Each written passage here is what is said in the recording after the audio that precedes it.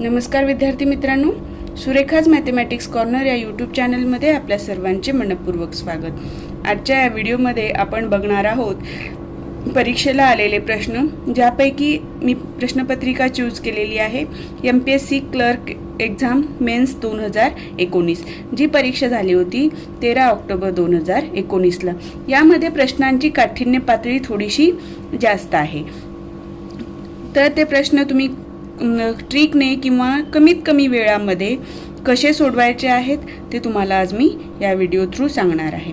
या परीक्षेमध्ये प्रश्न एकूण 35 आले होते, तर आपण ते 2 ते 3 व्हिडिओमध्ये कव्हर करू, जेणेकरून तुम्हाला प्रत्येक प्रकारचा प्रश्न कसा लक्षात ठेवायचा आहे ते थोडं करून लक्षात राहील। ठीक आहे, आता आपण प्रश्नाला सुरुवात करूया। एका परीक्षेत विद्यार्थ्याला प्रत्येक अचूक उत्तरासाठी 4 गुण मिळतात आणि चुकीच्या उत्तरासाठी 1 गुण कापला जातो। जर त्याने सर्व 60 प्रश्न सोडविले आणि 130 गुण त्याला मिळाले तर त्याने किती प्रश्न अचूक सोडविले। म्हणजे ते काय विचारलेले, बरोबर प्रश्न किती सोडवले विचारलेला आहे। सो इथे ऑप्शन लिहायचे आहेत। पहिला ऑप्शन आहे 35, 38, तिसरा ऑप्शन आहे 40 आणि चौथा ऑप्शन आहे 42। ठीक आहे, आता बघा हा प्रश्न कसा सोडवायचा। एकूण प्रश्न किती आहेत, 60 प्रश्न आहेत आणि या विद्यार्थ्याने सर्व प्रश्न सोडवलेले आहेत, बरोबर आहे। प्रत्येक अचूक उत्तरासाठी किती गुण आहेत, 4 गुण, आणि चुकीच्या उत्तरासाठी किती आहेत, 1 गुण आहे। म्हणजे 60 प्रश्न सोडवले आणि 60च्या 60 जर बरोबर आले असते तर 60 प्रश्नांसाठी किती गुण आले असते, एकूण गुण 240। म्हणजे परीक्षा एकूण गुणाची किती झाली, 240। मिळाले किती, 130। यातून वजा करा, म्हणजे जेवढे प्रश्न म्हणजे जेवढे गुण वजा झाले तेवढी संख्या मिळेल आपल्याला, 0, 1, 1। म्हणजे 110 गुण त्याला काय झालेले आहेत, कमी मिळालेले आहेत। आता मला सांगा, एक प्रश्न बरोबर आला तर किती गुण मिळतात, 4 गुण, आणि एक प्रश्न चुकला तर किती गुण जातो, 1 गुण जातो। मग याचा बेरीज करा, 4 आणि 1 5। म्हणजे एक प्रश्न जर चुकला तर एकूण किती मार्क जातात, 5 मार्क जातात। या पद्धतीने किती मार्क कमी झाले, 110 मार्क कमी झाले, तर 110 भागिले 5 करायचं, म्हणजे आपल्याला मिळते प्रश्नांची, चुकलेल्या प्रश्नांची संख्या। 5 1 5, 5 2 10, 1 उरला, 5 2 10। ठीक आहे, इथे काय मिळालेलं आहे आपल्याला, किती प्रश्न चुकले ते मिळालेलं आहे। 1 सेकंड, साइन चौक 24, 130। हां, ठीक आहे। आता आपल्याला मिळाले 22 प्रश्न चुकले। एकूण किती प्रश्न होते, 60 प्रश्न होते, बरोबर आहे। त्यातले चुकले किती, 22 प्रश्न, बरोबर आहे। 60 मधून 22 वजा करा, म्हणजे आपल्याला अचूक प्रश्न किती सुटले त्याची संख्या मिळेल। 2 आणि किती 10, 2 आणि 8 10, हातचा आला 1, 2 आणि 1 3, 6 मधून 3 गेले, किती राहिले 3। म्हणजे हे जी मिळाली ती काय मिळाली, चुकलेल्या प्रश्नांची संख्या, आणि 38 काय मिळालेली आहे, बरोबर प्रश्नांची संख्या मिळालेली आहे। पण आपल्याला प्रश्न काय विचारले, अचूक प्रश्न, म्हणजे बरोबर प्रश्नांची संख्या विचारलेली आहे। तर ऑप्शन बघा कुठे आहे, ऑप्शन नंबर 2 38 हे झालं याचं करेक्ट आन्सर। जर प्रश्नामध्ये विचारलं असतं चुकीच्या प्रश्न किती सोडवले त्याची संख्या, तर उत्तर आलं असतं आपलं 22। लक्षात आलं। आता आपण पुढचा प्रश्न बघू। आता बघा, याच्यामध्ये हा काय आहे, दिशा ज्ञानवर प्रश्न आहे। समजा तुम्ही वायव्य दिशेस तोंड करून उभे आहात, तुम्ही स्वतः असं तिथे प्रश्नामध्ये सांगितलेलं आहे। प्रथम तुम्ही डावीकडे एका काटकोनात वळलात, नंतर उजवीकडे 2 काटकोनात वळलात, तर आता तुमचे तोंड कोणत्या दिशेला येईल। आता तुम्हाला माहिती आहे पूर्व, ह्या ज्या दिशा आहेत ते काय आहेत, पूर्व, पश्चिम, दक्षिण आणि उत्तर। याच्यामध्ये काय असतं, हा आग्नेय, नैऋत्य, वायव्य आणि ईशान्य, बरोबर आहे। आता इथे काय सांगितलेले, तुम्ही वायव्य दिशेस तोंड करून उभे आहात, म्हणजे इथे आपण आहोत समजायचं। ठीक आहे, हा पॉइंट आहे। कुठे तोंड करून उभे आहे आपण, वायव्य दिशेला, वायव्य दिशा इकडे, बरोबर आहे। आता आपला हात उजवा काय होईल, इकडे होईल आणि डावा या बाजूला होईल, स्वतःला तिथे कन्सिडर करायचे. मग आपण इथे उभे असताना उजवा हात हा, डावा हात हा. ठीक आहे. आता काय सांगितले, प्रथम तुम्ही डावीकडे एका काटकोनात वळाल. एक काटकोन म्हणजे काय, 90 अंश, बरोबर आहे. एक काटकोनात वळलात म्हणजे या असं वळलात तुम्ही 90 अंशात, बरोबर आहे. म्हणजे या वेळेला दिशा कुठली झाली, नैऋत्य झाली, बरोबर. नंतर उजवीकडे 2 काटकोनात वळलात. आता उजवी बाजू काय आहे, ह्या बाजूची आहे.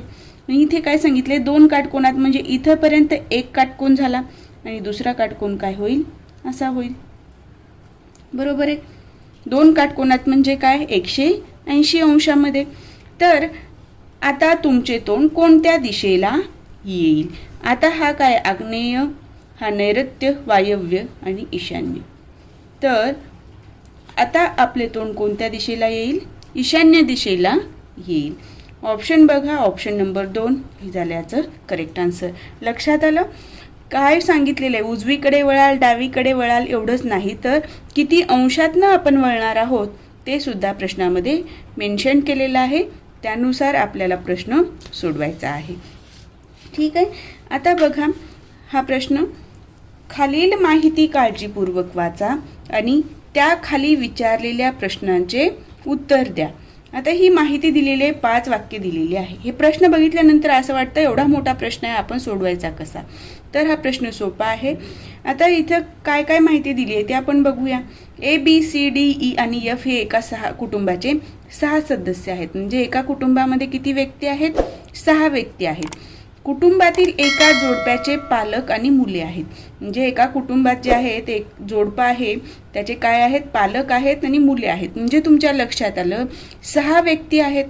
त्यामध्ये म्हणजे इथे जे जोडी दिलेली आहे, जे त्यांचे काय आहेत, आई वडील आहेत आणि त्यांची मुलं सुद्धा आहेत. म्हणजे 2 ही पालक जे आहेत त्यांची जोडी 2, नंतर स्वतः जे जोडी आहे त्याचे 2 आणि मुलं म्हणजे 6. या पद्धतीने इथे कुटुंबातले 6 व्यक्ती मिळणार आहेत. ह्या 2 वाक्यावरून आपल्या लक्षात येतं.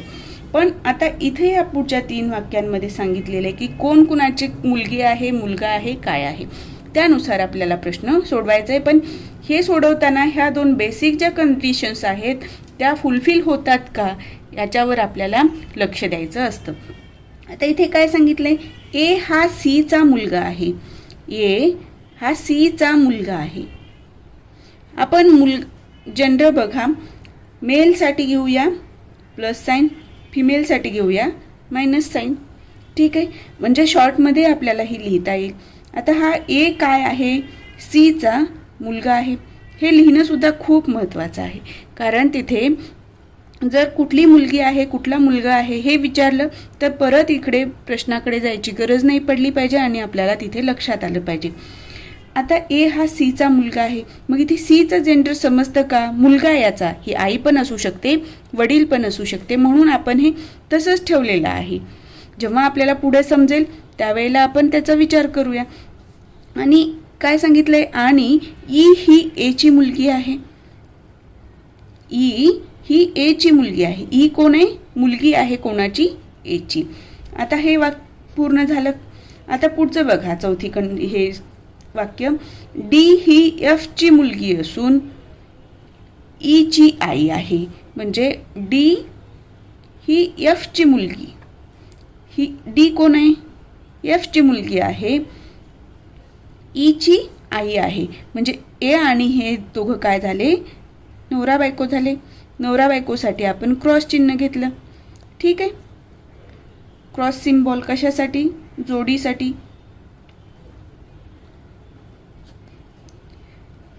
आता ही कंडिशन इथे झाली, ही वाक्य पण पूर्ण झालं.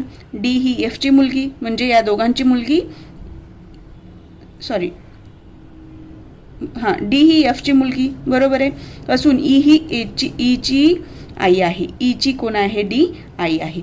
आता बघा, बी ही एफ ची आई आहे. बी ही एफ ची आई आहे. म्हणजे इथे एफ ची आई कोण आहे, बी आहे. म्हणजे इथे आपण ज्या पद्धतीने विचार केला होता की या दोघांचे पालक बघा, कुटुंबातील एका जोडप्याचे पालक. पण इथे एका जोडप्याचे पालक कोणी दिसतात का? नाही, कारण याचीही आई दिसते, याचीही आई किंवा वडील, याची आई किंवा वडील दिसतात आणि त्यांची मुले आहेत. मुले, एक मुलगा दिसतो, पण इथे जोडपं दिसतं का कुठलं? या जोडप्याचे पालक दिसतात का कुठल्या एका? नाही. म्हणजे इथे ह्या कंडिशन ह्या पूर्ण दिलेल्या माहितीमध्ये फुलफिल होत नाहीत. तर प्रश्न बघा, खालीलपैकी कोणती जोडी ही त्या जोडप्याचे पालक आहेत? इथे समजतं का आपल्याला कोण आई कोण वडील आहे? नाही. आणि प्रत्येकाचे वेगवेगळे पालक इथे आपल्याला सिंगल पॅरेंट आपल्याला सापडलेला आहे. तर या प्रश्नाचं उत्तर काय येईल? यापैकी एकही नाही हे उत्तर येईल. कसं? ए आणि बी हे या जोडप्याची हे होणार आहेत का पालक? बघा, ए आणि एचे जर बघ, ए बी, ए कोण आहे बी कोण आहे? इथे ए आहे इथे बी आहे, म्हणजे पालक व्हायचे इथे चान्सेस नाही. बी सी, बी आणि सी बघितलं तर हे बघा, हा कुठल्या जनरेशनमध्ये येतो? हा बघा ह्याच्या वरच्या जनरेशनमध्ये येतो. ए आणि एफ, ए इथे आहे, एफ म्हणजे इथे सुद्धा एक जनरेशन गॅप आहे. म्हणजे या पद्धतीने सुद्धा तुमच्या लक्षात येईल. लक्षात आलं? हा प्रश्न या पद्धतीने तुम्हाला सोडवायचा आहे. आता आपण पुढचा प्रश्न बघू. इथे काय दिलेलं आहे? कोडिंग डिकोडिंग दिलेलं आहे. एका सांकेतिक भाषेत अंकांसाठी खालीलप्रमाणे चिन्हे वापरलेली आहेत. आता हे खाली अंक दिलेले आहेत 0 पासून 9 पर्यंत आणि त्याच्यासाठी हे सिम्बॉल दिलेले आहेत. यस, ट्रँगल, ई, स्वस्तिक, उलटा स्वस्तिक, पी असं. ठीक आहे. तर यावरून ही जी हे दिलेली आहे एक के गुणिले हा कंस वर्तुळामध्ये गुणिले ह्या सिम्बॉल दिलेत आणि ह्याची काय काढायची सांगितली आहे? किंमत किती येईल? आता आपण बघू. के गुणिले हा सिम्बॉल असा आहे प्लस टी भागिले ई वजा काय उलटा स्वस्तिक आहे, बरोबर आहे, गुणिले पी. मी हे लिहून घेतलं, पण तुम्ही परीक्षेत लिहून घ्यायची आवश्यकता नाही, त्याच्या खालीच तुम्ही मार्क करू शकता. आता के साठी काय किंमत आहे ते बघायचं. 8 गुणिले या सिम्बॉलसाठी काय आहे 7 अधिक टी साठी काय आहे 6 भागिलेला भागिले ई साठी काय आहे 2 वजाला वजा. आता हा स्वस्तिक बघा, इथे उलटा विचारले की सरळ विचारलेला आहे, त्यामुळे कन्फ्युजन होऊ शकतं. तर व्यवस्थित बघायचं, घाईमध्ये एकाची किंमत दुसरीकडे लिहिलं जाऊ नये. आता हा उलटा स्वस्तिक आहे तर काय आहे 4 गुणिले आणि पी ची किंमत आहे 5, बरोबर. आता हे झालं आपलं समीकरण. ठीक आहे. इथे बॉडमॉस रूलचा वापर करा आणि सोडवा. 7 7 एकूण 7 8 56, 6 ने 3 ला भागाला, बेत्रिक 6 वजा 4 पंचे 20, म्हणजे काय झालं 59 वजा 20, 9 3, 9 मधून 0 गेले 9, 5 मधून 2 गेले 3, 39. तर याची किंमत किती येईल? 39 येईल. ऑप्शन नंबर 4 हे झालं याचं करेक्ट आन्सर. लक्षात आलं कसं सॉल्व करायचं आहे? त्या चिन्हासाठी जी किंमत दिली आहे ती पुट करा आणि जे काही तुम्हाला क्रिया सांगितली आहे त्यानुसार ती क्रिया करून घ्या, म्हणजे तुमचं गणित सुटतं. लक्षात आलं? आता आपण पुढच्या गणिताकडे जाऊया. आता बघा, दिलेल्या शब्दांपैकी विसंगत शब्द शोधा. म्हणजे आपल्याला काय करायचं आहे? ऑड मॅन आउट करायचं आहे. विसंगत म्हणजे एकमेकांशी संबंध नाही आहे इथे त्याचा. एकर, किलोमीटर, चौरस फूट, हेक्टर. आता याच्यामध्ये वेगळं काय आहे? तर एकर म्हणजे शेतीचं क्षेत्र, जे आपण म्हणतो की एकर आहे. ठीक आहे. हे एकर म्हणजे काय असतं? हे क्षेत्र असतं, बरोबर आहे. हे चौरस फूट म्हणजे पण असंच क्षेत्र असतं. हेक्टर म्हणजे शेत एवढं हेक्टर तेवढं हेक्टर म्हणतो, म्हणजे हा जो एरिया आहे हे एरियाचे काय आहेत? मोजमाप करण्याचे एकक आहेत. एकर, हेक्टर आणि चौरस फूट. हे काय आहेत? क्षेत्रफळ. एरिया म्हणजे काय? क्षेत्रफळ मोजण्याची ही काय आहेत? एकके आहेत. पण किलोमीटर जे आहे ते काय आहे? लांबीचं एकक आहे. लक्षात आलं? इथे क्षेत्र मोजलं जातं काय? एरिया मोजला जातो का? नाही.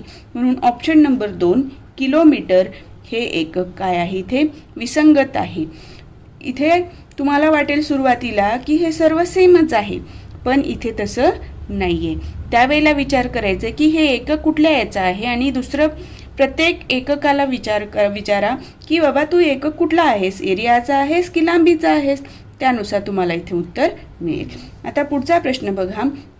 खालील गटातील विसंगत शब्द ओळखा. इथं पण ऑड मॅन आउट विचारलेलं आहे. आईस्क्रीम, बर्फ, पाणी आणि वाफ. आता इथे ऑप्शन दिलेले आहेत आईस्क्रीम, बर्फ, वाफ आणि वरीलपैकी एकही नाही. आता मला सांगा पाण्याच्या अवस्था किती? 3. स्थायू, द्रव आणि वायू. स्थायू म्हणजे काय आहे? बर्फ आहे. द्रव म्हणजे काय? पाणी आहे. वायू म्हणजे काय? वाफ आहे. ह्या पाण्याच्या 3 अवस्था आहेत, बरोबर आहे. पण आईस्क्रीम ही पाण्याची अवस्था आहे का? आईस्क्रीममध्ये काय काय असतं? पाणी असतं, दूध असतं, अदर काही फ्लेवर असतात. म्हणजे इथे ऑड काय येतं? आईस्क्रीम येतं. ऑप्शन नंबर 1 हे झालं याचं करेक्ट आन्सर.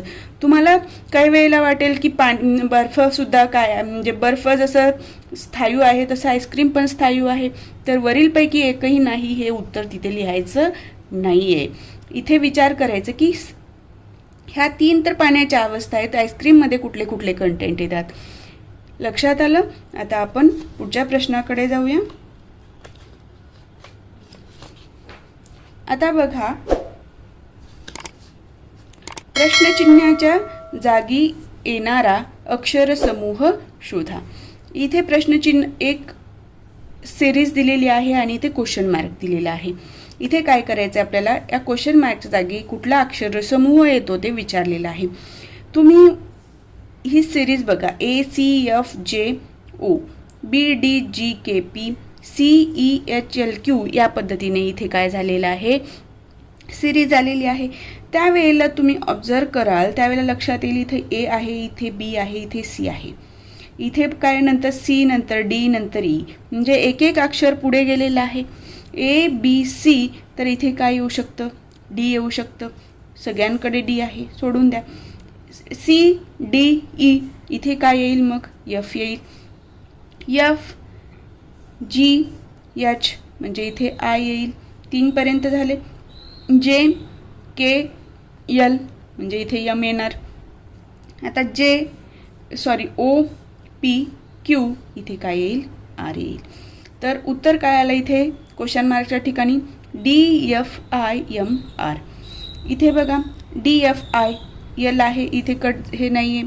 DFI म्हणजे इथे 3 तुम्ही काढलात आणि उत्तराकडे गेलात तरी तुमचं इथे कन्फ्युजन होतं. मग पुढचं यम काढलं तर हा ऑप्शन कट होतो. ठीक आहे, जर घाई असेल तर त्यावेळेला फक्त एवढं काढलं आणि बघितलं.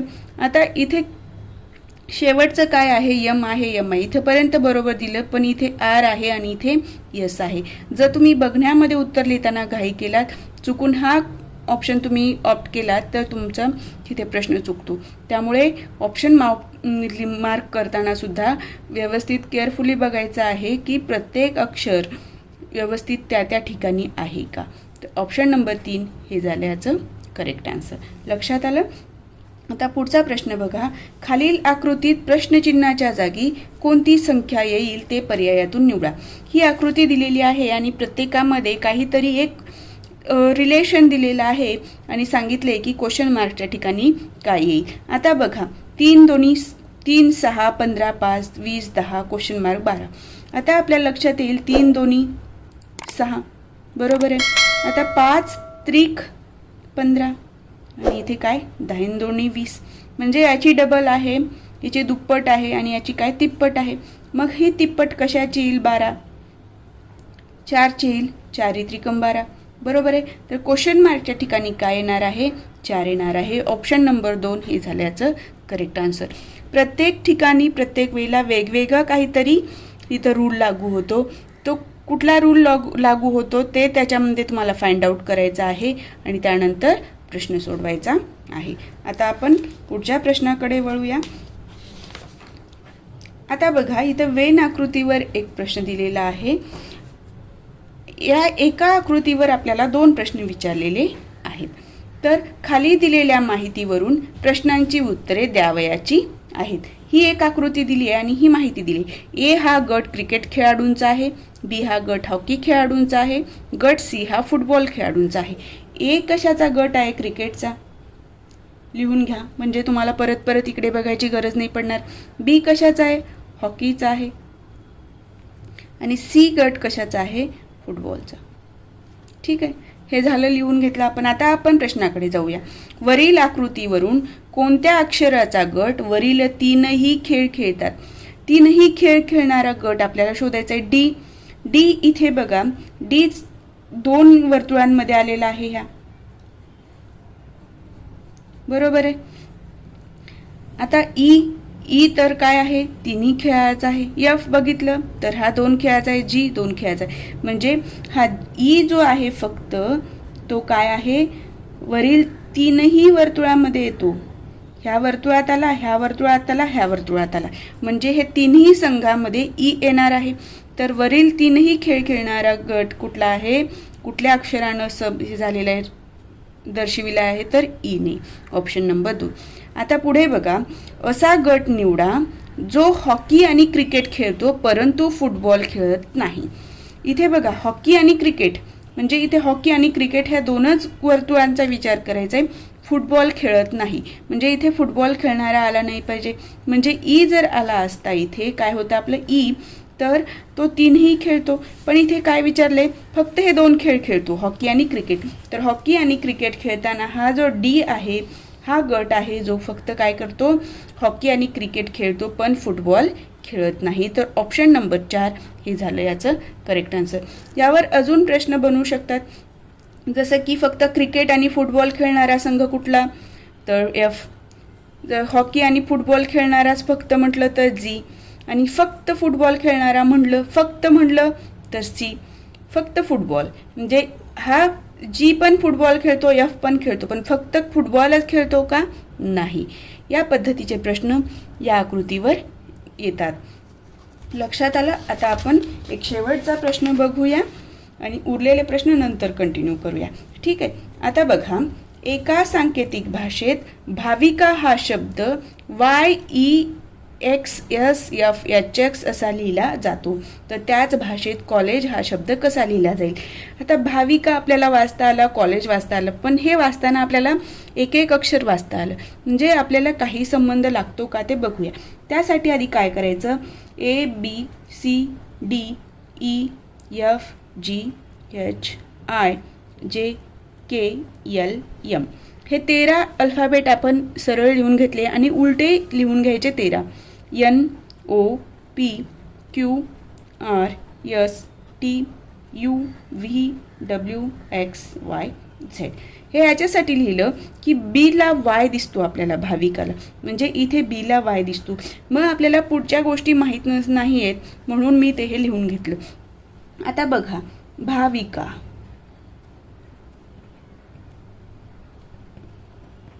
अंतर ठेवून लिहूया. आता बी साठी काय दिलेलं आहे, वाय दिलेलं आहे.